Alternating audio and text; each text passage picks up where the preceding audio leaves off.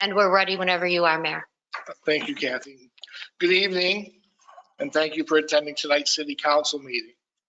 For those who are attending remotely, the camera in council chambers is set up to show those attending in person tonight.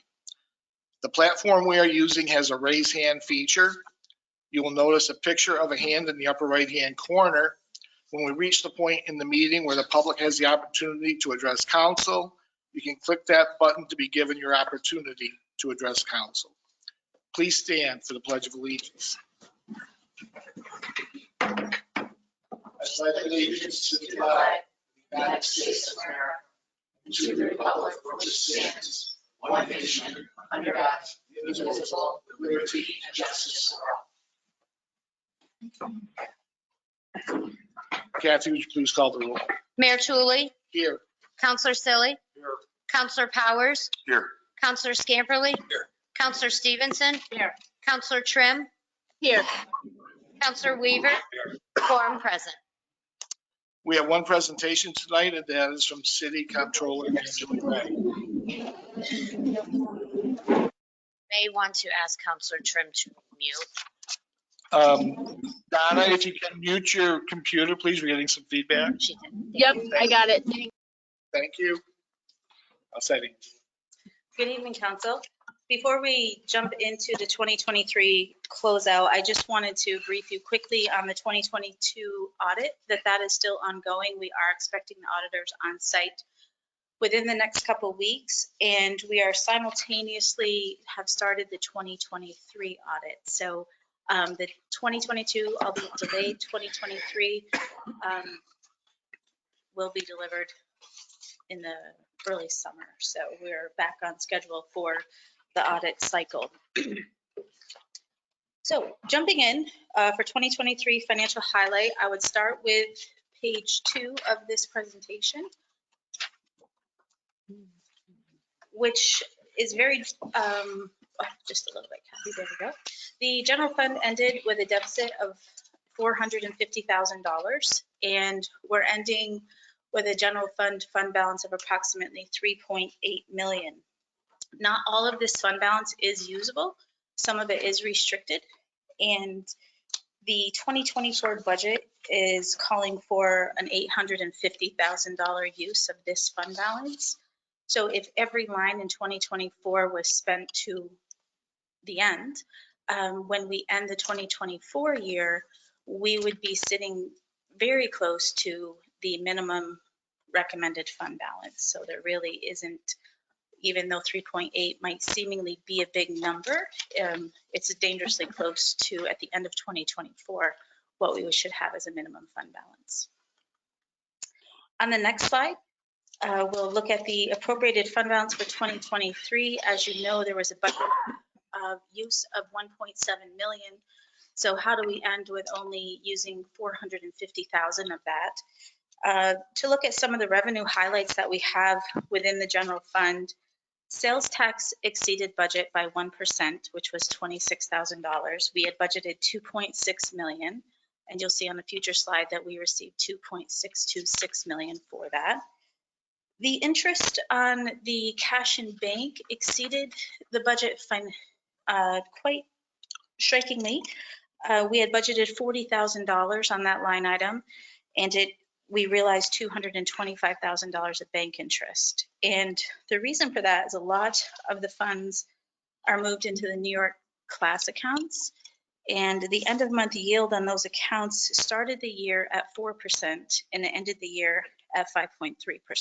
Excuse me, Angela. Yes. So sorry, Kathy, there's no video to the public. There is a handout in the webinar portion that individuals can access to get the presentation. It's also available on the screen that they can see. Thank you. And currently, as we start the 2024 year, the end of month yield is currently around just shy of 5.3% on those investments as well. So it's far above where we've been previously. Total budgeted revenue, when you remove the appropriated fund balance, was approximately 13.1 million, and all of the revenues into the general fund were just slightly above 13 million. So we weren't that far off collectively from our budgeted revenue targets. The departments, there was several that were underspent by more than 5% of their total budget. And some of them were due to unfilled positions, city manager, comptroller, parks and recreation. The legal fees were $50,000 below budget, and other departments underspent included several DPW departments. The police department was underspent in the area of time accruals and fringe benefits, and pool and arena had some equipment purchases that we had budgeted for that we did not do throughout the year. So collectively, that made up less use of the fund balance than had originally anticipated. I'm gonna Yeah, interrupt you again. sure. It has nothing to do with your presentation, but people are chiming in, probably same with Jen. They're not able to see anything. They can't see the slides, they can't see anything. They can't see the a meeting. blank screen. All they can hear is sound. I don't know if the camera's on. I'll go check it. Okay. Is that what we usually run off of, that camera? Yeah, that camera captures the video in the room, but also just for those attending remotely, you can't see it on this screen, but in the handout section, which should be on the right-hand side of the webinar, there should be a PDF that is this presentation for anybody Open that in order to see it. if they want to see it big, like on their own screen. Otherwise, Kathy's checking the video for this, but Okay. Thank you. So these are preliminary 2023 closeout numbers. They may change. We do have one item that I'll work with the auditors on to talk through, and it's an allowance for uncollectible taxes. We have made a major change in the way the city collects taxes and how we're reimbursed from the county.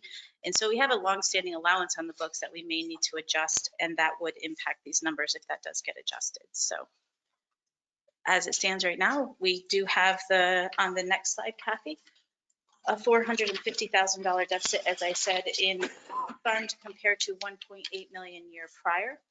The water fund, that had a surplus of $250,000, but I would like to give you some highlights from that fund as well. The revenue fell short of budget by 5.7%. We had budgeted about 2.5 million and we recognized approximately 2.3. We had also budgeted $100,000 of engineering expenses that we didn't end up incurring in 2023, and utilities and some planned equipment purchases also did not occur. So that ends up with the surplus of $250,000 because we had planned in our budget to use $128,000 of that fund balance, and we did not. The fund balance in the water fund is approximately $3.2 million. A healthier fund given the size of the budget. However, there are some water projects on the horizon that are quite substantial. And when you put that into the mix, that fund balance is seemingly not large enough. So we will cover that throughout the year. The sewer fund ended up with a deficit of almost $600,000 in the year prior. That had a surplus of $239,000. That as well had revenue that fell short of budget of approximately 5%. We had an expense planned for an estimate of $200,000 for the long-term control plan that we did not do in 2023. That will be moved into the 2024 budget year. This year that we're looking at, 2023, was the first year of the sewer debt payment. And that was $1.6 million in total for debt payments out of the sewer fund. We had budgeted the appropriated use of fund balance to $859,000. And, we used a large chunk of that. We do need a sustainable plan for sewer rates within the sewer fund to carry that debt. That is a 30-year debt due to be paid off in 2052. So there's a lot of years between now and then. And the fund balance is approximately 2.6 million at year end. Certainly not, does not have the ability to sustain these loan payments without some change in the sewer rates in the future. On the next slide.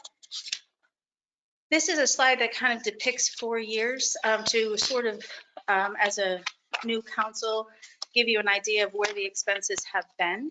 And the green is 2024 budget. So those obviously are not actual. The orange is the 2023 and I'm sorry, yellow is 2023, orange is 2022, and blue is 2021. Our largest source of revenue continues to be the property taxes. We were able to increase the levy and drop the rate. They went in opposite directions with the citywide assessment in 2023 that was done. Sales tax, you'll see the bars on that aren't consistent, and going from the bottom up, in blue, 2021 was the last full year of the sharing agreement with the county. So you can see where we were with that agreement. Then the next year is a mixed year where a very small portion of the year, we still had a little bit of the sharing agreement left, and then we were left to preempt on our own. And then the next 2 years, 23 and 24, those are the $2.6 million budgeted items that we're looking at for sales tax. So quite a bit of a reduction on that line in the last 4 years. The next one, which does not change by any dollar, it remains flat, is our state aid. We don't receive a COLA. We haven't received an increase in many, many years on that line. So that's 1.7 million pretty consistently. The interfund revenues, those are one of our next larger revenue items. That is money that is put into the general fund from the water and sewer. And that represents in all the 4-year outlook about 800,000 to 900,000 a year, with an exception of 2023 that was increased to around $1 million. So we brought that back down in the 2024 budget. The CHIPS money, you'll see that the next line there, the 2024 projection is $500,000 short of what we typically receive, but the way we do that is we budget a standard amount in the budget, usually $500,000. Then when the allocation comes in, we'll change the budget revenue and the appropriation accordingly with what we're given in an allotment for all the different programs that fall under the CHIPS money. And airport security also is anticipating an increase. We started this year in 2024 with a 1-year contract that aligns more with anticipated cost of staffing the airport. And that is the reason for the change in that budget line compared with history. 2022, you're going to see a substantial amount of federal aid. And I would just point out that that was one-time aid under the ARPA funding. And so in that year, we used $750,000 in putting money back out into the community and not-for-profits. And then we use the remaining amounts to essentially balance the budget in the subsequent years. On the next slide, this is just a breakdown of real property taxes and some notes about that. We did do the citywide reassessment, as I mentioned. That did result in an approximate 25% overall increase of assessed city property values. We were able to decrease the tax rate 59 cents per 1,000. And the levy did increase as a result of the increased values. And we, in 2024, did elect to exceed the tax cap increase, and it was a necessity that we did such. On the bottom left-hand corner of the slide is the constitutional tax limit with and without exclusions. With exclusions in 2024, we had quite a bit in 2023, so we were at 49% with exclusions, and in 2024, we ended with 80% with exclusions, and that is critical to note as we start planning for the future in 2025, because 80% is really entering the danger zone where we start, if we lose exclusions, we're bumping up against our limit much quicker. And we will have some exclusions fall off in the coming years. So that's a number that we track quite detailed. Next slide. This kind of divides up the property dollar. For every $1 in taxes that a property holder in Ogdensburg pays, you can see that the city gets 34 cents on the dollar. Of that, the combined property tax rate is 47.37 currently, down from prior year, but that is largely related to the increase of assessments. So there's four, when taxes go out, there's four entities that receive money: the school, city, county, and the library. Next slide kind of gives the history of sales tax revenue. And the dotted line on the bottom right-hand side of that chart shows where we're projecting. So we're not really projecting any increase on that line from 2023 to 2024.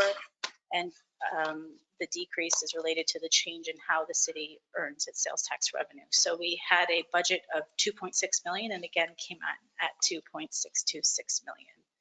And our budget is the same for 2024. Okay, next slide.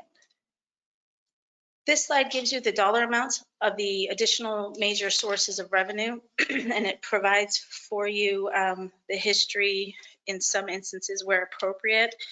In the past 2 years, at the bottom section, we've received over $700,000 in CHIPS money. Our budget in 2024 only comes in at $500,000, but I would assume that we would be allocated more on that program. Okay, on the next slide. This is a comparison of general fund by major category. The blue bars are 2022, and I apologize if the legend did not make it to the slide, and the green bars are 2023. Overall, at a very high level, the spending inside the city of Ogdensburg has decreased in most instances. One kind of misnomer here is the decrease in public safety costs within the city. Public safety in 2022 does include over $550,000 in relationship to the IFF settlement. So if we were to take that out, what you would see is that the public safety costs year over year actually did increase. And that would be approximate 5% increase year over year. On the next slide, shows you again, just a different way where the funds are going within the general fund. So we have 57% going to public safety and 15% going to general support services. And that, just to clarify, is your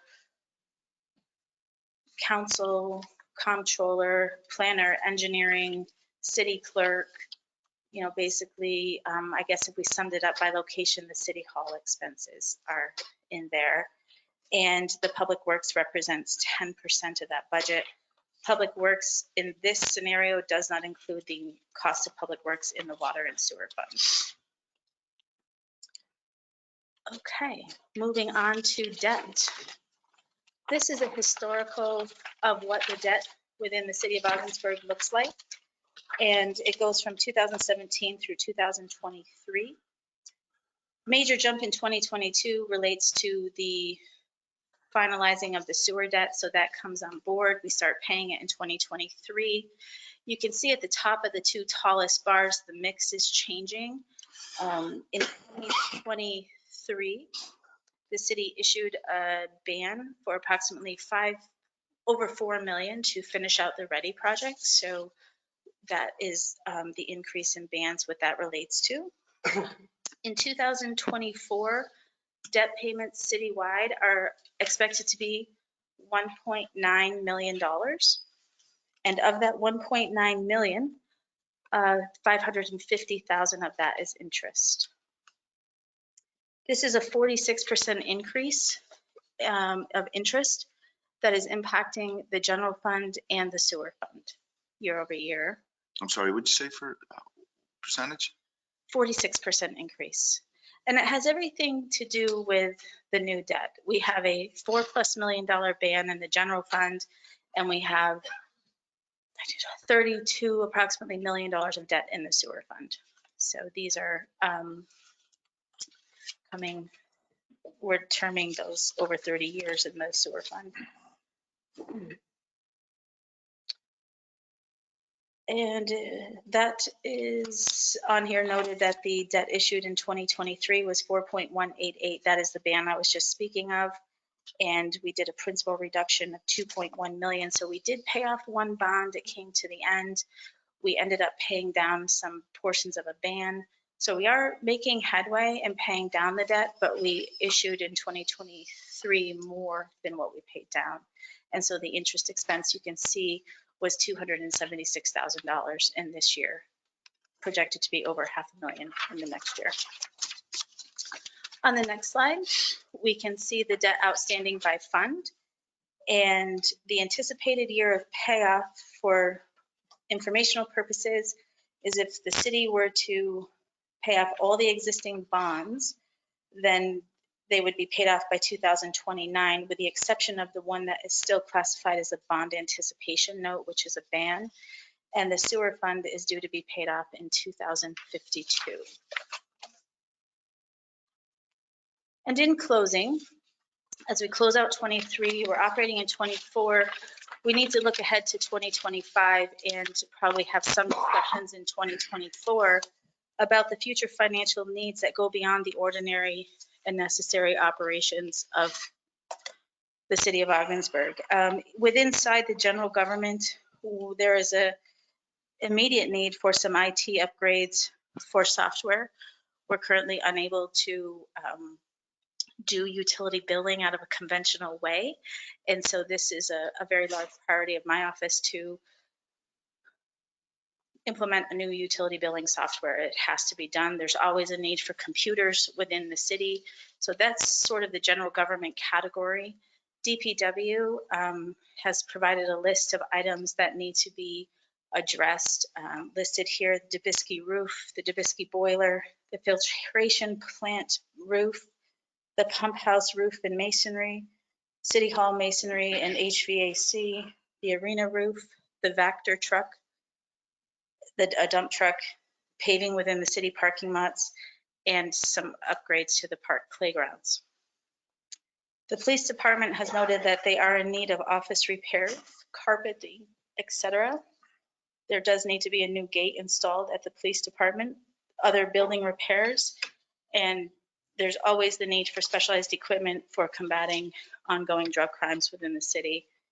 And the fire department has listed that there does need to be attention given to their roof as well. They would be in need of a bathroom upgrade, and short-term fleet needs would be a vehicle such as a truck or an SUV, but the city needs to also, we need to also be planning on what happens when we need to replace a fire engine. So fire engines, Chief Stoll, correct me if I'm wrong, are in excess of $1 million. So if we get to the point that we haven't started building these reserves, that day is going to come when that significant apparatus is needed, and we should start budgeting for that reserve within our annual budget cycle. So the Dubisky roof, this would be the third roof that we put on in 15 years. I can confirm that for you. I don't know that to be true. Definitely two. I mean, yeah. And then the fire department, I thought they had a roof put on maybe in like 2012 or 13 as well. But, you know, so I don't know if we can find out when those roofs were put on. That's a flat roof, so it might just need a repair, but I think in 2012 or thereabouts, there were some roof repairs that were done at the fire department, but the city didn't go as far as doing a new roof. okay, Is that a rubber roof? I think so. So It was just to get by until we could afford another roof. Which here we are. Here we are. And I would say to you that all of these repairs added up are multiple $1 million collectively. So there's not a fund on here or a department that is not impacted by the need to do capital projects. And in the last 3 years, we did do City Hall roof last year out of basic necessity. But I don't feel there's been a large investment in the capital projects within the city. And our time will be running out on some of these. The city hall masonry, I'm thinking that includes the tower, things of that nature that I Correct. took a look at once.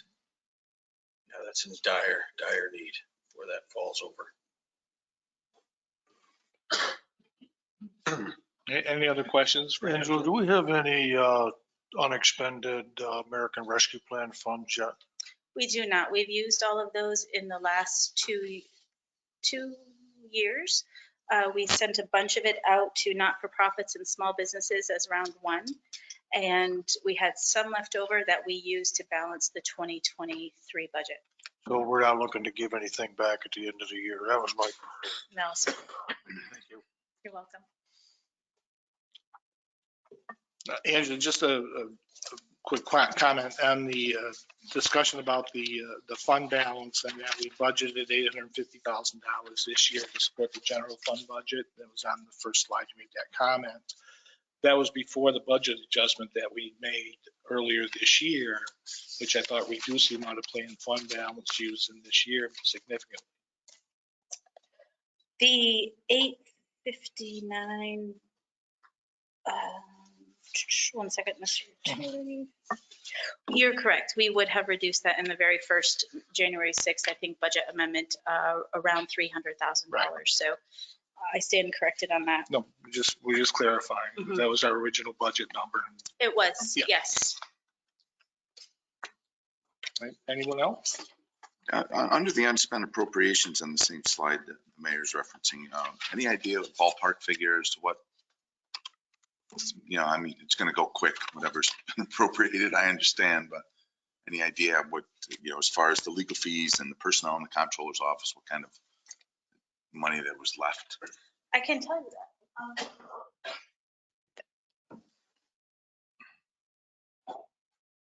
There was 52,000 left over in legal fees. The city manager office had approximately 13,000 left over. And the comptroller's office had 78,000 left over. We have consistently budgeted, and it is needed for an additional position within the comptroller's office. So those are some of those funds that are sitting there. Thank you. You're welcome. Right? Anybody else? Okay, Angela, thank you for that report. Thank you.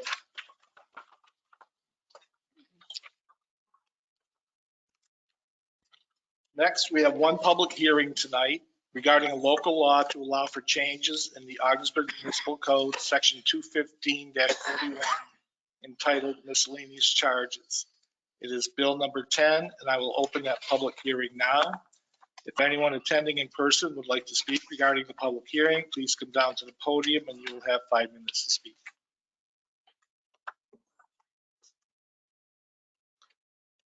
If anyone attending remotely would like to speak regarding the public hearing, please use the raise hand feature in the upper right-hand corner of your screen, and you'll have 5 minutes to speak.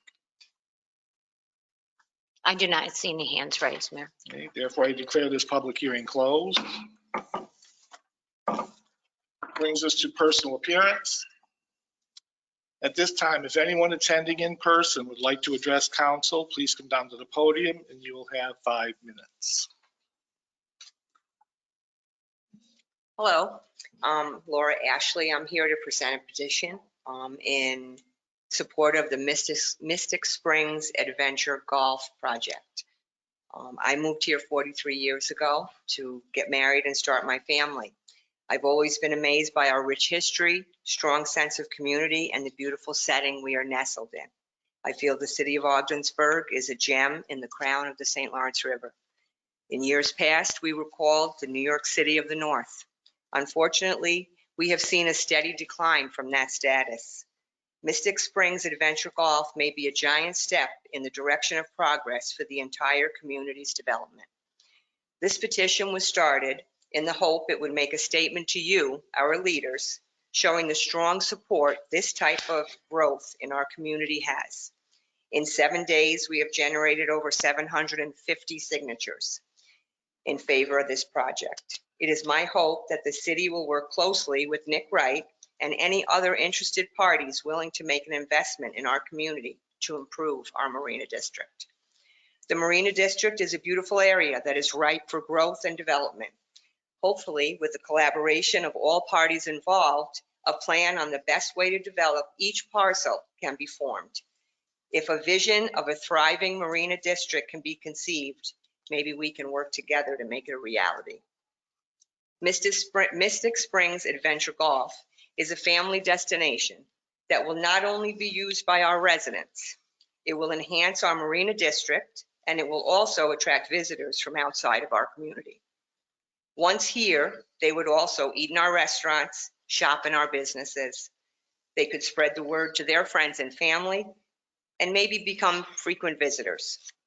When non-residents spend money in our community, it directly benefits us by decreasing the tax burden on our residents. In closing, I do understand there are many moving parts behind the scenes on any land use projects, and I appreciate the time and effort that goes into the planning and implementation of economic development. I'm hoping in your planning, you will please consider the benefits of Mystic Springs Adventure Golf and what that would bring to our Marina District. Thank you.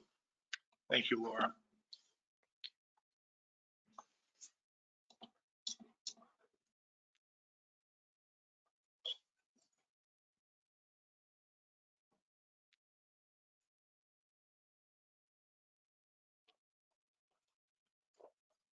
Good evening, council. I'm Tina Keller, the Ogdensburg Neighborhood Center Director. I want to just read something briefly. We would like to make you aware of the grand opening of the Ogdensburg Neighborhood Center at our new location at 419 and a half 4th Street. The Ogdensburg Neighborhood Center is a program of St. Lawrence County Community Development Program, Inc., which has been serving the county since 1965. In the year 2023, the Ogdensburg Neighborhood Center served the community with 1,646 total food packages. Throughout the year, 209 seniors, 2,407 adults, and 1,191 children had better access to nutritional foods and food security because of the neighborhood center. With the closing of the Ogdensburg Salvation Army, we've already experienced a significant increase in patronage, and we are anticipating that number for 2024 will noticeably increase. The center also assists with employment searches, resume writing, budgeting, HEAP and SNAP enrollment, nutrition education. They partner with other agencies to provide a wider array of services, including but not limited to utility assistance, budgeting, rental assistance, and job readiness as we are able to do so. In the past, the city of Ogdensburg has supported us by providing a space for our center as well as some monetary support. Currently, we do not receive, currently, we do receive incredible support from the Ogdensburg Fire and Police Departments, the First Presbyterian Church of Ogdensburg, and several businesses and other individuals regularly within Ogdensburg. Moving forward, we seek to regain support and partnership with the city so that we may continue to serve the community through our offered services. We hope you'll take the opportunity to come see our new location, meet our staff, and experience the role within the Ogdensburg community. The open house is this Friday from 9 a.m. until 2 p.m. And I hope anybody interested in coming and looking at our new space and the services that we provide, you're most welcome. Thank you. Thank you, team.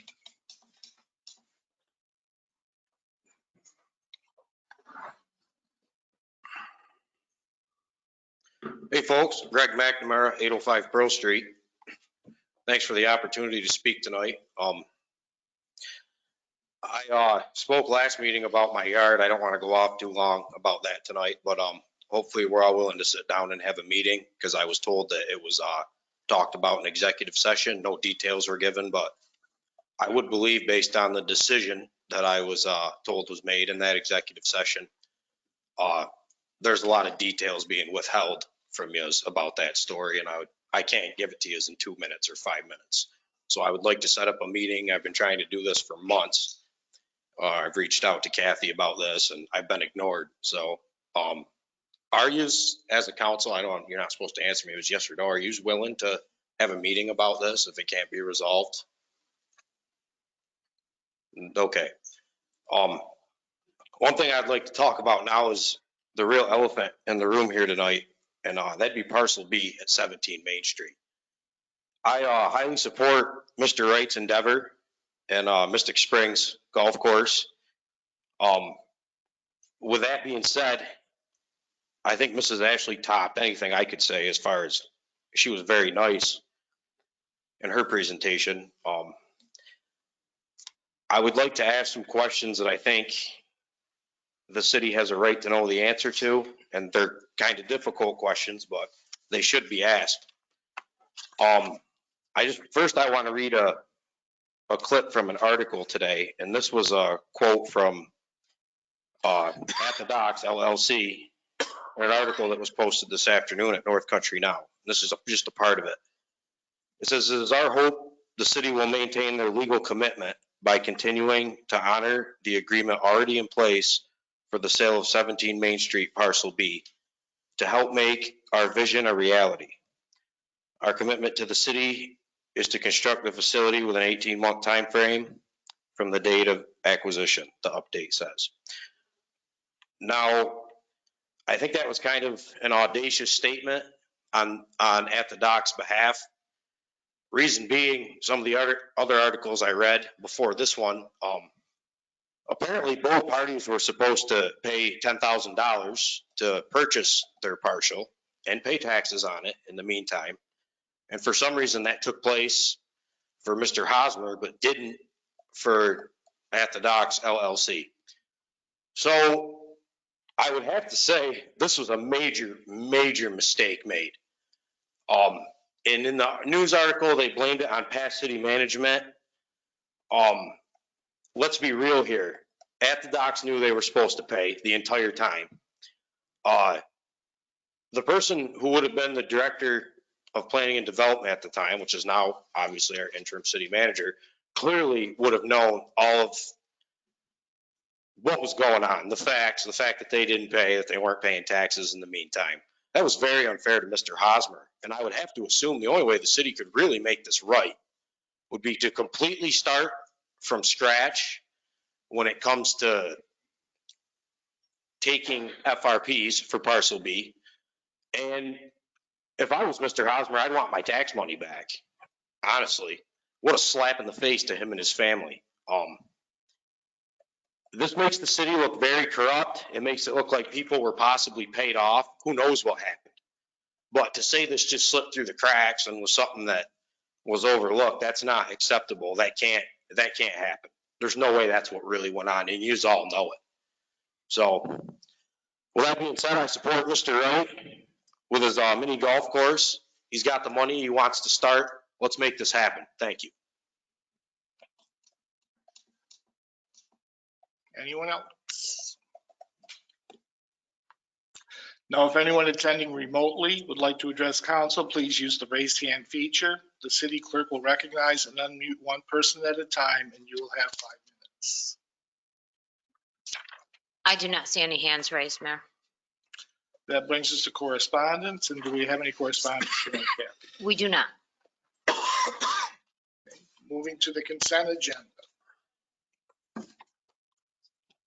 That the claims as enumerated in General Fund Warrant 4-2024 in the amount of $660,809.82 and Library Warrant number 4-2024 in the amount of $0 and Capital Fund Warrant number 4-2024 in the amount of $330 and Community Development Fund Warrant number 4-2024 in the amount of $75.98 and Community Renewal Fund Warrant number 4-2024 in the amount of $0 as audited be and the same hereby are ordered paid. I so move. Second. Would the clerk please call the roll? Mayor Tulley, Yes. Counselor Selly, Yes. Counselor Powers, Yes. Counselor Scamperly, Yes. Counselor Stevenson, Yes. Counselor Trim, Yes. Counselor Weaver, Yes. approved. We do not have any appointments tonight, so that brings us to items for council action. Our first item of business will be read by Public Works Director Shane Brown. I will actually be reading this on his behalf. Sorry about that. This is a local law to allow for changes in the Ogdensburg Municipal Code, Chapter 215, Section 41, entitled Miscellaneous Charges. Be it enacted by the City Council of the City of Ogdensburg as follows. Section 215-41 of the Ogdensburg Municipal Code entitled Miscellaneous Charges be deleted in its entirety and replaced with the following. The following schedule of rates is hereby fixed and established for the period effective upon filing with the Secretary of State. Fire protection for unoccupied, metered, or unmetered premises, or where service is shut off and or meter is removed by DPW employees. The rate is proposed at $205.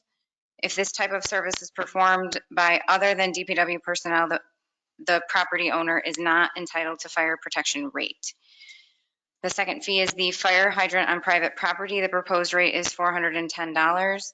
Swimming pools, the filling of per occasion is $250. Circuses in advance per day is $135. Service disconnect or seal by city per occasion, $55.75. Service reconnection by the city per occasion, $55.75. Water shut on or off per occasion during regular work hours, $55.75. Water service turn on or off per occasion after hours, $200. And annual rooms to hire annual rent, $100.50. I'll move that. Second. Moved and seconded. Any discussion? Yes, Andrea, the fire protection rate. We're looking at $205. I'm assuming that's a charge if the meter is turned off.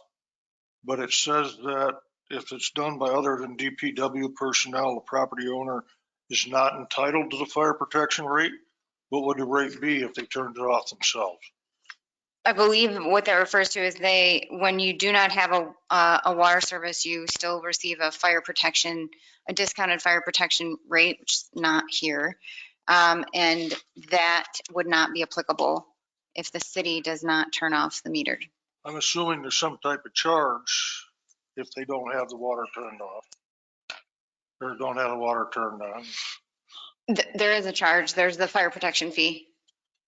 A minimum fire protection fee for properties that don't have their service turned on. What is that rate? That rate, I believe, is $50. So turning it off yourself, you pay $50. If you have a DPW turn it off, you pay $205. No, instead of paying the metered rate or the residential rate, you pay a $50 rate. That discounted rate does not apply if you turn it off on your own. It's not making any sense to me. I'm sorry. So if you have a house and it's vacant, you can choose to have the water or sewer turned off. Yes. And if DPW comes and does it, this charge here in this table applies. And then you are billed the flat rate, the $50 fire protection rate. Okay. That discounted rate doesn't apply. You'll still get the standard residential rate that you pay twice a year if you don't have it turned off by DPW. Okay, so which would be done at this rate here in this that table. rate we're looking at the top replaces the standard rate if DPW turns the water off. If DPW turns the water off, they pay the flat fee rate. They pay the flat fee of $205. They pay the $205 to have the service turned off, and then they are eligible for the flat fee of fire protection, which is just the $50 fee. The $50 fee is not in this table. That's within a different section of the code that we aren't changing. So we're not adjusting the flat fire protection fee.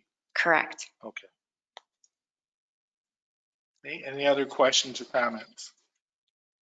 I guess I'm not understanding now. So the way I'm reading this, the fire protection for unoccupied metered or unmetered premises would go to $205.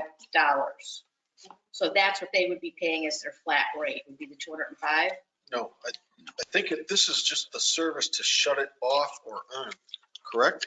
That's my understanding. Right. It's the actual shutting on and shutting off. So when you call them up, the guys Shut come it in the off. van and they, $50. Right, but down below it says service disconnect or sealed by the city per occasion is $55.75. Service charge. I have water turned on and off quite frequently for different homes that we have listed, and it's usually in that price range right there. I thought that the flat fee for the fire protection was much higher than the turn off fee, that's all. I apologize. I may have misunderstood Shane, but I mean, these fees are just being increased to reflect the increases in our cost. And Mr. Brown is not here this evening to fully articulate it for you. These fees exist, and I can tell you what they are. I can look them up and tell you what they are, what they're being proposed to go to. I think you're right. And I can provide you with a greater detailed memo from Shane if there's My, further concern. I guess my interpretation after hearing you explain it was that to have the water turned off is going to cost $55.75. And after that, they're going to pay $205 flat fee instead of whatever the flat rate water service would be if I had the water on. Yeah, I think that's correct, sir. So Okay, that's my understanding too. that's the way I would understand it after listening to both sides here. Okay, anybody else? And again, for the public, this is the first time these rates have been changed since April of 2020. All pretty much inflationary over the course of that period, with the exception of swimming pools is seeing a doubling of its rate from 125 to 250. So I just want that noted. Kathy, would you call the roll, please? Counselor Stevenson, Yes. Counselor Trim, Yes. Counselor Weaver, Yes. Mayor Tulley, Yes. Mayor Silly, Yes, Counselor Counselor Silly, sorry, Counselor Powers, Yes. Counselor Scarpelli, Yes. approved. Our next item of business will be read by Fire Chief Ken Stahl. Good evening. This is a resolution to authorize the submission of fiscal year 2023 FEMA Assistance to Firefighter Grants Program. Whereas Federal Emergency Management Agency is accepting applications for the 2023 Assistance to Firefighters Grant. Whereas the AFG grant applications are due March 8th, 2024. And whereas the objective of the AFG program are to provide critically needed resources that equip and train emergency personnel to recognize standards, outfit responders with compliant personal protective equipment to increase responders' physical protection against hazards during incident response, providing funding to retrofit or modify facilities to protect personnel from known health hazards, acquire emergency response vehicles, design and implement health and wellness and resiliency programs, and prepare responders for incident response, enhance operational efficiencies, foster interoperability, and support community resilience. And whereas the 2023 FEMA AFG program requires a cost share or match pursuant to 15-0SC 2229K1 equal to not less than 5%, which is based on population, of the federal funds awarded within the 24-month performance period of the grant. And whereas the AFG grant proposal seeks $385,000 towards the purchase of a fully equipped fireboat with a local share of $18,333. And whereas the purchase of the fireboat will enhance marine firefighting and rescue capabilities in response to the unique geographic and operational challenges presented by our location along the St. Lawrence River. Now, therefore, be it resolved that the Ogdensburg City Council authorize interim city manager to submit a fiscal year 2023 AFG application. I'll move that. Second. Second. Moved and seconded. Any questions or comments? Chief Stahl, I've got to admit I have some reservations on this, but I'm going to support the application anyway, so. Anybody else? I don't know if you guys can hear me. Can I ask whether the city would need to provide that $18,000? The city would have to provide that over the 2-year performance of the grant itself. So it would be 18,000, approximately 18,000 over 24 months. Okay. And Counselor, that is something that would be budgeted for in the 2025 budget year. We would expect the grant announcements to be made September-ish timeframe on these grants. And so we would budget for our match in the 2025 budget. Okay. So I don't know if this is the place for discussion, but I'm curious, Storm, it seems like $18,000 for a $385,000 grant, unless I'm misunderstanding something. Seems like a good deal, but I'm just curious, what's your reservation? My reservations have to do with the ability to staff it, whether we have enough calls that would warrant fire protection from the riverside, stuff that I think before the grant comes due, she still can answer my questions on. I'm prepared to answer your questions whenever you'd like.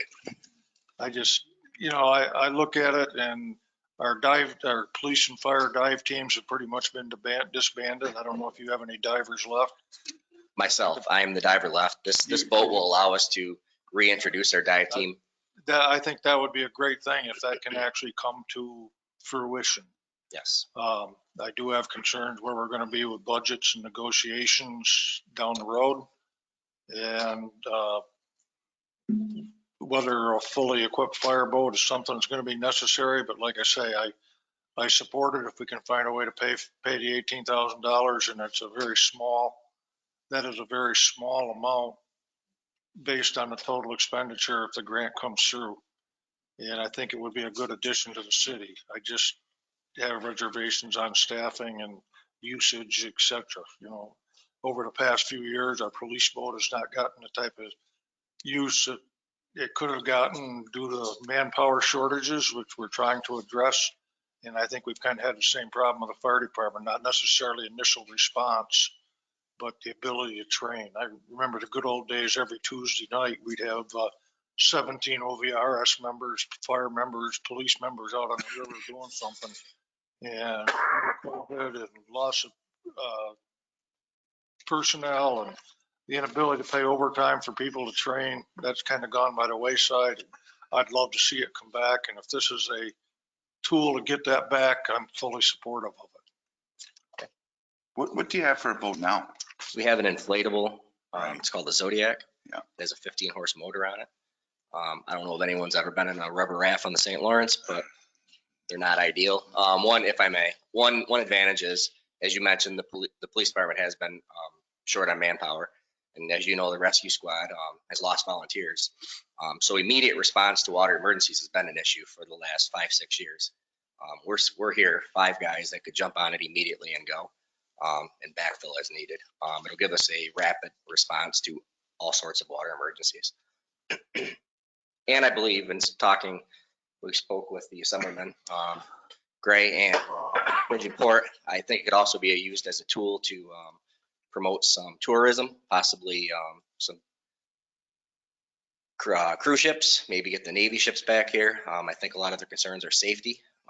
Also with us wanting to build on the river, maybe this will bring some developers forward with the ability to have marine firefighting capabilities. It's definitely a great tool. And I don't know if people are aware, but the 2 closest actual fireboats to us are in Akwesasne and Clayton. That's correct. It's And 45 miles either way. That's a long ways to go if somebody needs something. So. Okay, Kathy, would you call the roll, please? Counselor Trim, Yes. Counselor Weaver, Yes. Mayor Tulley, Yes. Counselor Selly, Yes. Counselor Powers, Yes. Counselor Scamperly, Yes. Counselor Stevenson, Yes. approved. Our next item of business will be read by Interim City Manager Andrea Smith. This is a resolution affirming the city of Ogdensburg's desire to take positive steps to alleviate lack of housing for New York State residents by adopting the Pro-Housing Communities Pledge. Move that. Second. Moved and seconded. Any discussion? Again, we made some brief comments about this at our last meeting. Again, how important issue this is to the governor and how important it is municipalities, A, not only to meet with the goals of the program, but B, to maintain our eligibility for some of the significant grant money for which certification now in this program is required. Kathy, please call the roll. Counselor Weaver, Yes. Mayor Tulley, Yes? Counselor Selly, Yes. Counselor Powers, Yes. Counselor Scamperly, Yes. Counselor Stevenson, Yes. Counselor Trim, Yes. approved. Our next item of business will be read by City Controller Angela Gray.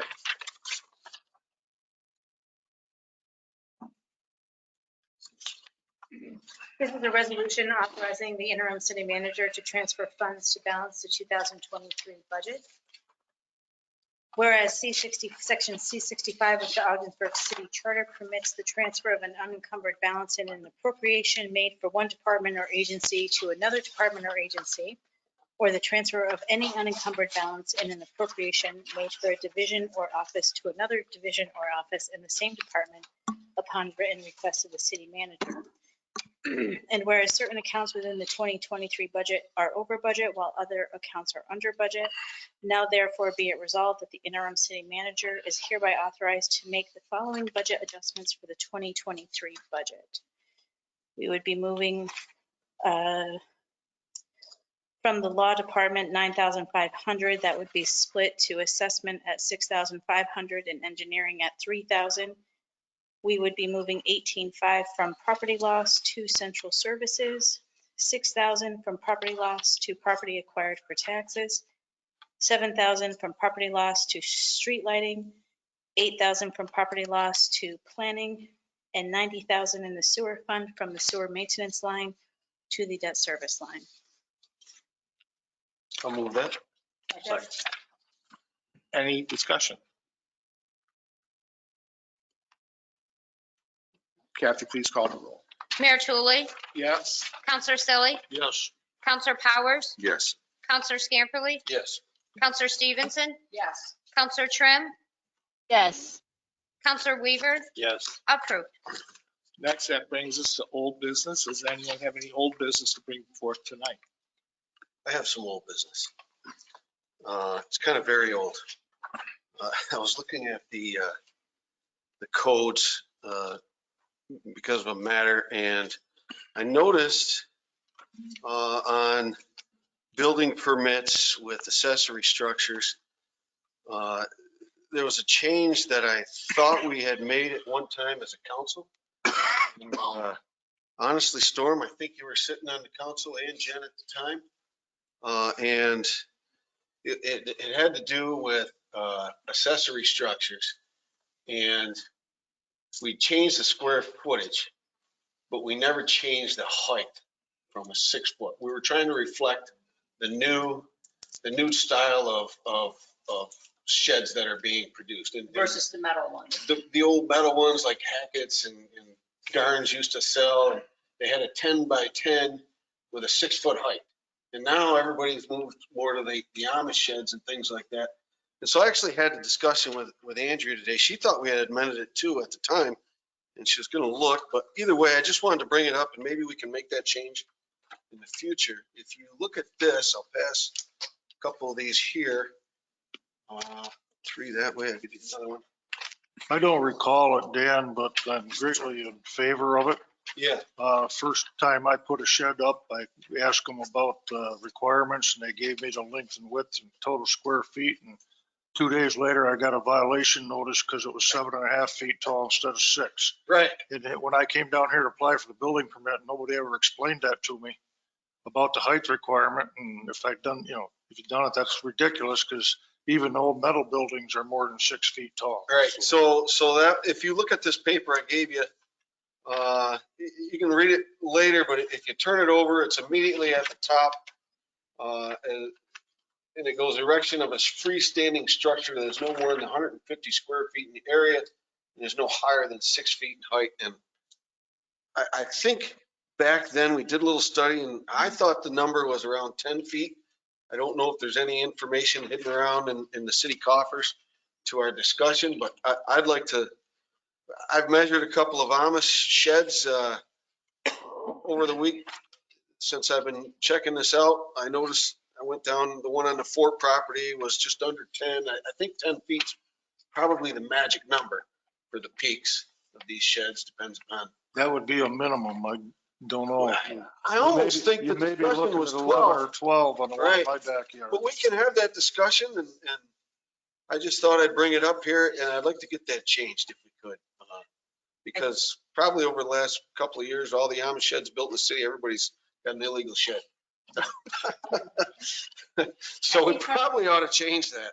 I think part of the discussion also was when we changed the distance from the shed to a neighboring property line about water runoff, so there was concern about that as well.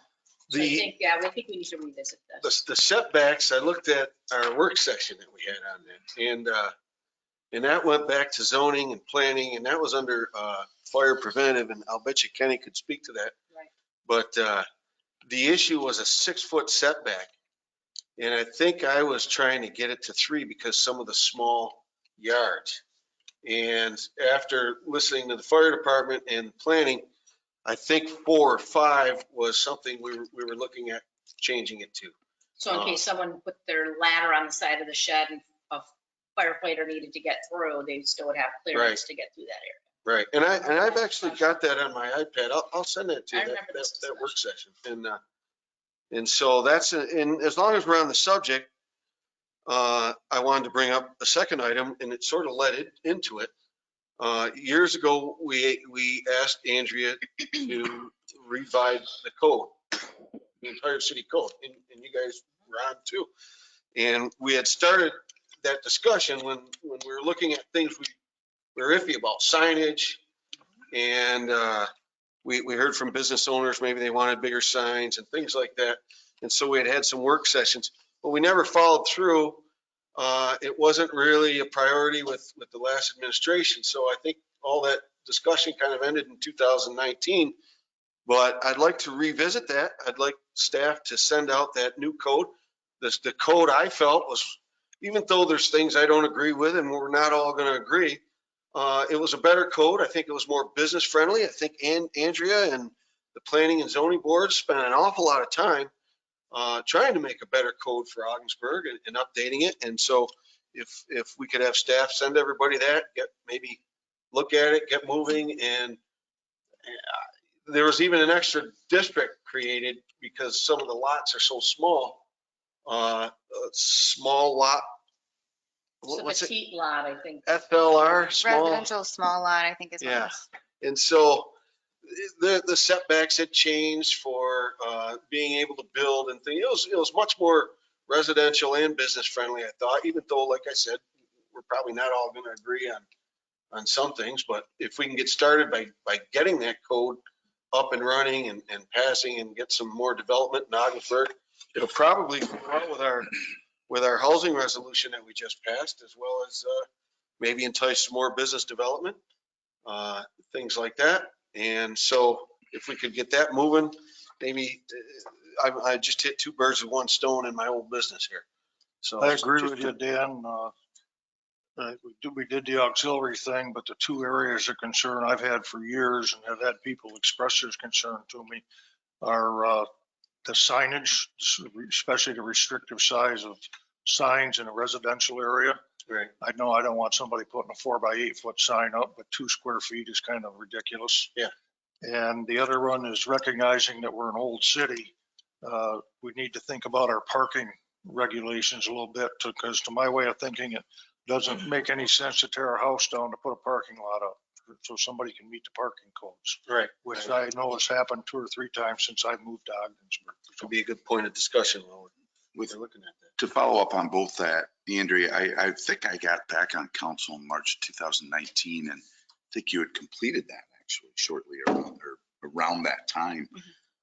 If you could share that with all of us. Yeah, That's what I just asked for. Right. Oh, okay. All right. But on top of that, can we have, and maybe have just another, that was 5-6 years ago, right? 5 years ago. Maybe another kind of review over the whole code and any issues that have come up in the past that we've been having to deal with, to basically piggyback Storm's comment here. I think it would be a good thing to take a look at the code as an old city and some of the archaic measures that we have in our code, if you will. So I think it'd be a good thing to follow up with. If it helps with the Add to time the- frame, Andrew, I think it was sometime between 2011 and 2019, because I don't recall the meetings or anything when I was on council before. So It was 2018, 19, I'm sure. Oh. Yeah, because I think we were all ready to go to public hearings about it. Yeah, And then we weren't able to follow through. came with a hefty price tag, if I remember correctly, the way we were going to present it to the public, I think.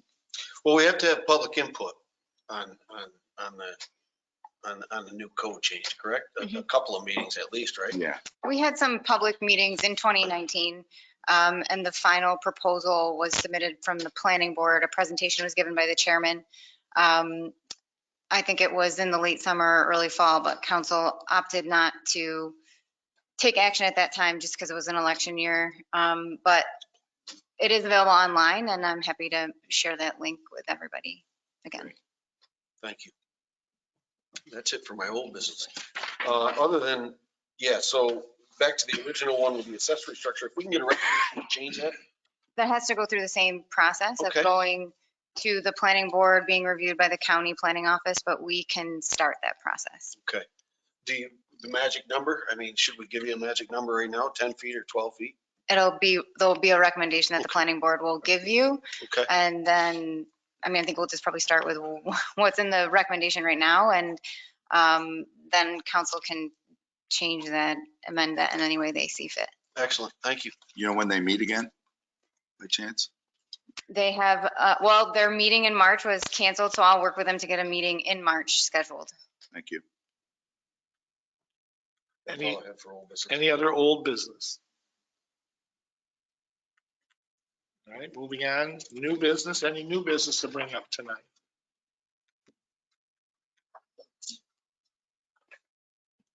Brings us to items for discussion, and we'll begin with interim city manager Andrea Smith. So in years past, the city has historically waited until the announcement of various grant applications to start having public meetings and public discussion on grant applications, projects for grant applications, what to put in for, what is downtown, what are our priorities. And so I have spoken to the mayor and asked to have this placed on the agenda this evening to talk about better positioning the city for grant applications, not just through the CFA process, but throughout the year by forming a strategic planning committee. This is something, a group that would not replace general public participation, public meetings, public hearings and things of that nature, but would be a smaller group that would meet directly with staff, elected officials, help sort of be a sounding board for ideas that would ultimately be presented at public meetings that they would also help design where they should be held, what time should they take place, and those types of things. And I'd like to get started on that in March because typically grants, we're already starting to see the infrastructure grants come out from EFC, the DEC. So I'd like to get started on this pretty quickly. And so I wanted to put this on the agenda for some discussion with council. you're looking at Citizens Advisory Board. It would be a combination of residents, business owners, stakeholders from the community. Elected officials? Anybody from the council? It could be composed of, the issue there is you just have to bear in mind, I mean, we can't have a quorum of Right. elected officials. And again, I mean, this is a group that would help design and implement larger public events. So this is not at all intended to replace public events, but it would be a smaller group. I think I suggested somewhere between 7 and no more than 15 that would help develop a list of projects that we could get public feedback on, help kind of put together some ideas of where is downtown. That's a big question that the city really hasn't solved. And I think if we want to be successful in obtaining DRI or New York Forward, we need to start thinking about where is our downtown and what are the projects in downtown, well in advance of the announcement of funding. And so that really is upon us. So just to piggyback off this, I had a business owner within the last 2 months approach me about a citizen's, he called it an economic development committee of sorts, and wanted to focus beginning with the DRI and get started earlier in the year, and try and organize a small group of people, some business owners, maybe some people from the arts part of the community and whatever, and work with the city and help the city organize public discussions and things like that. And when I talked to you today, I said, wow, it's right on the money. And so I will have him contact you, or you guys get together, and I think it'll be fantastic for the city. I fully support this, and I think the notion of getting on this early in the year to start planning for our DRI and our CFAs and everything, this is perfect, and I fully support this. This is awesome. So, thank you. I too think that it's a great idea, and I've had some people approach me as well saying, let's get some extra time when we're preparing for these grants or preparing for a DRI grant application, and that are also willing to participate in this. I would think that it might be better if counselors didn't participate in it though, just so that there was a free flow of ideas, and that then they could bring it, and city staff is going to be there. So I think that that would be a better way, and then it could be brought to us as a proposal. But I think that we would have a better free flow if city councilors were not involved. So you obviously you'd be a part of it to some extent. I think the director of planning and development would probably, Yeah. should be So, involved. and the only reason I say that, whether it be, it's just to be able to track such grants and programs and initiatives in the state to make sure that it's feasible. And, you know, whatever an idea may be that comes forward, you know, that you recognize what may be in the state legislative path or the governor's budget as far as spending for municipalities and you know, that of that nature, just to keep things kind of, so we're not kicking a can down the road, so to speak, and we're concentrating on the actual initiatives that we're going to be applying for, whether it be state or federal level. Any thought about how to go about inviting community participation? I would think that we would ask Andrea to give us kind of a framework of what she is thinking of. Like if we have the numbers that you said, was it 9 to 15, something like that? And how many would you want as business owners? How many would you want as stakeholders? Identify something of a framework, and then we could ask people to apply if they're interested with their level of expertise, and then we could select the members through that, just like we would do for a charter commission review. I think a boundary and maybe invite people is a good idea. I think you're probably not going to get more than 15 members. I certainly see the reason why you wouldn't want more than 15, because things get a little crazy. But most of the clubs and groups in this town have 200-300 members or more than that, and you have your same 5 to 7 that are the active organizers. And I think that's, honestly, from my heart, that's what you're going to end up with. And maybe with the various stakeholders, you know, like I said, people from the arts community and maybe the business owners and a few others, you might have more than 7, but I think it'll limit itself. But if you put it out there, people that are interested, maybe have a little public meeting, I think that would be a fine start. And also, outside of any committee members, obviously it'd be an open meeting, so anybody that may have an idea that doesn't serve on the committee may be able to present something as well. Sure. Right. Bring it to the committee, right? To bring to the committee. Yeah. Does that give you enough direction at this time, Andrea?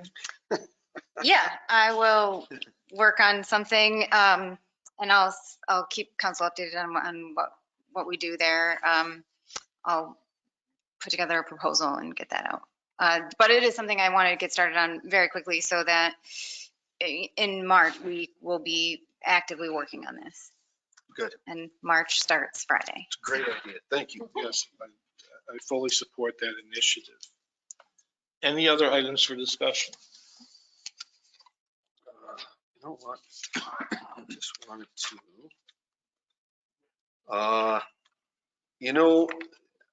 I just wanted to say to Laura and everybody else that spoke, as far as business development, I think everybody on this council supports business development, people bringing things into this town. And Laura said it right too. There's a lot of wheels behind the scenes and in motion, and nobody is against a project. The other thing I want to do is I want to thank Ms. Keller. Is that your last name? Okay. From the Neighborhood Center for telling us the grand opening. Unfortunately, that timing doesn't work for me because I'm working, but all you're doing for the city of Ogdensburg, awesome. Thank you. Helping out. It's tough times these days with inflation and everything else.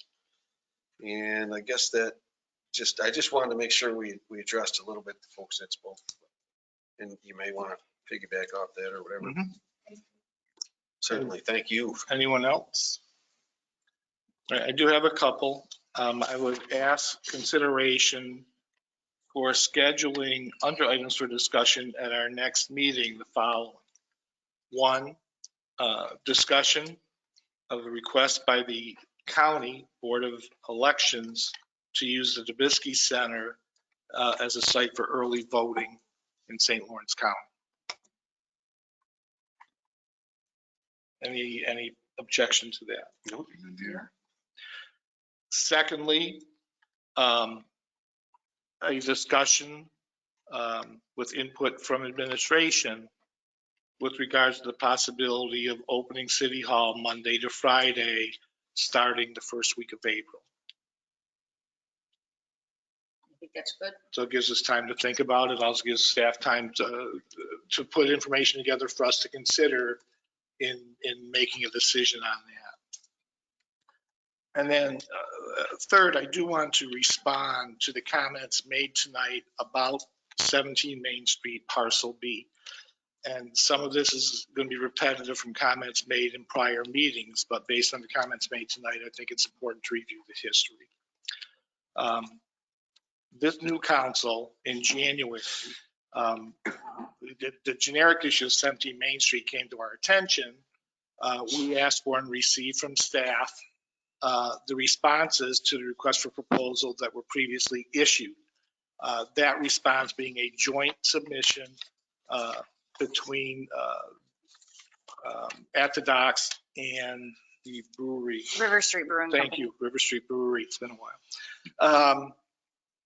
In which they asked for 17 Main Street to be subdivided into two parcels, which it was, with what we're calling Parcel B being the one that would be considered, at least the plan was accepted, and that would be the portion attributed to At the Docks. Subsequent to that time, while there was, interaction between the city and Mr. Hosmer to achieve the sale by the city of Parcel A to his company, there was no follow-up discussion, as best we can tell, by the city to reach out to At the Docks to begin a discussion about their aspect of that request for proposals. So when we discussed that as a council, we made a determination that we felt the city, without pointing fingers at any one person, dropped the ball in follow-up communications on that RFP.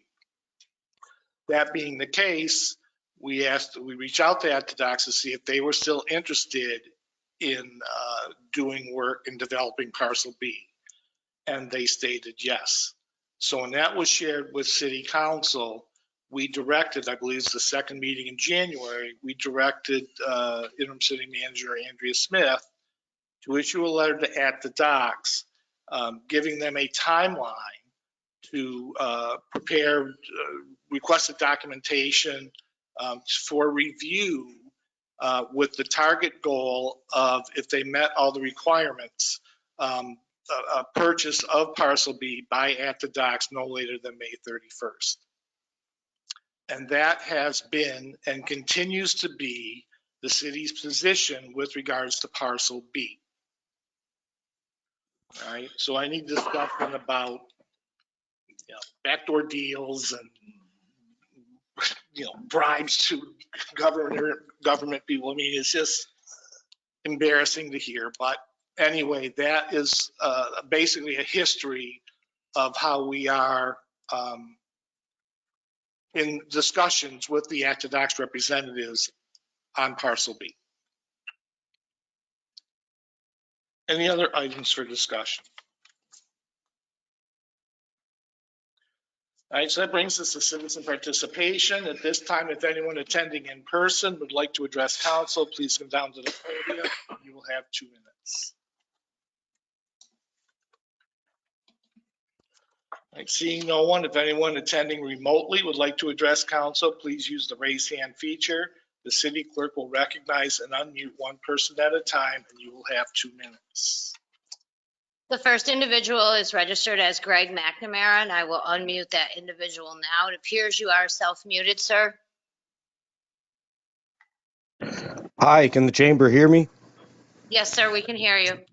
Hi, I just wanted to call in to let Mr. Tooley know he did a real good job sugarcoating what's gone on with Parcel B Main Street just a couple seconds ago in his statement. He did a very good job sugarcoating what went on there. When both of those parties handed in their submissions for the FRP, they both were led to believe they needed to pay along the way and their taxes. They need to pay the initial payment and pay their taxes. Now, to say not one specific person could be singled out from the city who let this slip through the cracks is nothing but a Democratic style government cover up to hide everything in the back room, to hide it in executive session, to hide it from the citizens and the public. Remember, folks, this is a mayor that ran on a line like to take care of the citizens, behalf of the citizens. You guys can't even follow the DPW's own municipal code to fix my yard because there's trucks coming over here from Hoosiers that are tearing it up several times in 8 years I've lived here, and they're going to a business that's the parents and grandparents of an Augsburg police officer. The stuff I see, this place is super corrupt and has been for years. But these are little things you guys could do that would stop people like me pointing out the bigger issues like I did tonight. And seriously, good job trying to sugarcoat that, Mr. Tooley. That was a classic Democratic move on your part. Andrea knew damn well through this entire time what was going on, and so didn't the Frarys, and it was all kept quiet so it would save them money. Let's not lie to the public and try to sugarcoat what went on. The public deserves to know what went on, and that's the end of it. And Mr. Hosmer should be repaid his tax money. That's crazy that he paid and the other party didn't. Thank you. Kathy, anyone else? I do not see any other hands raised. I will make a motion to adjourn to executive session to discuss the proposed acquisition, sale, or lease of real property, or the proposed acquisition of securities, or sale or exchange of securities held by such public body, but only when publicity would substantially affect the value thereof. Second. Kathy, would you call the roll, please?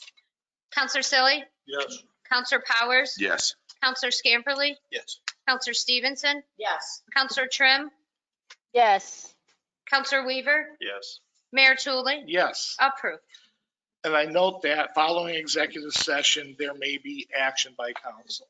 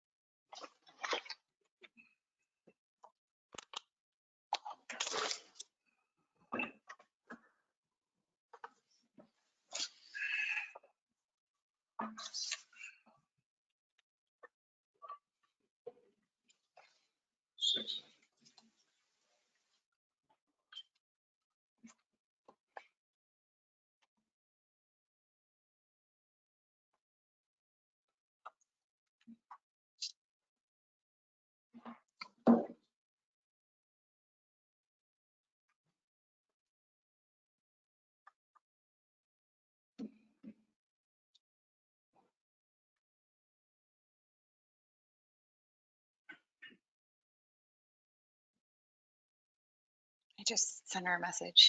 Yeah.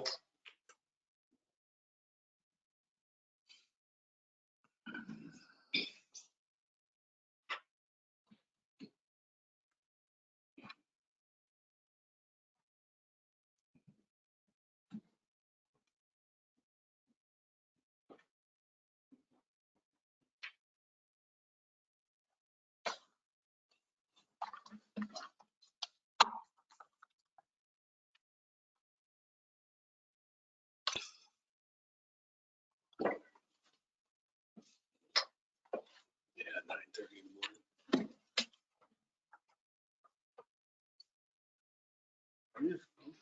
in the morning.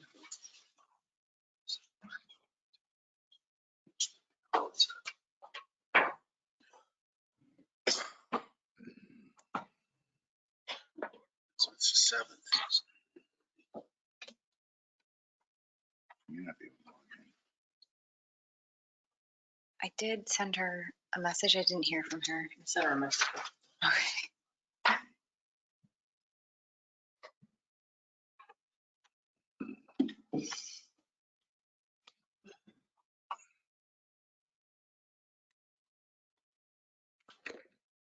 Well, would council like to proceed, understanding that Counselor Trim is not back with us? Yes. So let the record reflect that all members except Counselor Trim of council are still present. And on behalf of City Council, I will read the following statement. During executive session this evening, City Council reviewed with the interim city manager with input from the city attorney, the 2 replies received by the city to the RFP for 17 Main Street, Parcel A. As previously communicated by the city, there were 2 replies received. One reply was received from Nick Wright of NA Creative Construct LLC. The other received from Chris Frary of At the Docks LLC. After our review of these 2 replies, City Council is extending the timeline for this process. Relating to Chris Frary's response to the RFP, we have follow-up questions to ask of Mr. Frary to obtain additional information about his proposal. Relating to Mr. Wright's reply to the RFP provided instructions and forms to complete for submission of a response. Mr. Wright did not provide a response in the required format stated in the RFP. Instead, he issued a letter dated February 16th in which he states in part that his letter is not a response to the RFP. Therefore, we characterize his reply as a letter of interest to purchase 17 Main Street Parcel A for the creation of Mystic Springs Adventure Golf. We believe treating this letter of interest as a response to the RFP would set a bad precedent that the city might have to deal with in future RFPs for the sale of city-owned property. The extension of the RFP timeline provides an opportunity for Mr. Wright to submit a response to the RFP that is consistent with the required format stated in the RFP. In doing so, staff and City Council will have an opportunity to evaluate the proposals using a consistent basis. The deadline for receipt of the requested information and documents requested of each developer is 2 p.m. Tuesday, March 5th. We encourage both developers to meet this new deadline. The interim city manager will issue a letter to each developer tomorrow informing them of this requested information. In our view, initial responses to an RFP typically do not address every aspect of the proposed project that is reviewed by staff and City Council. The initial response sets the stage for further discussion with the developer whose proposal is selected. So with that, I will make a motion to adjourn the meeting. Second. All in favor? Aye. Aye. Meeting adjourned.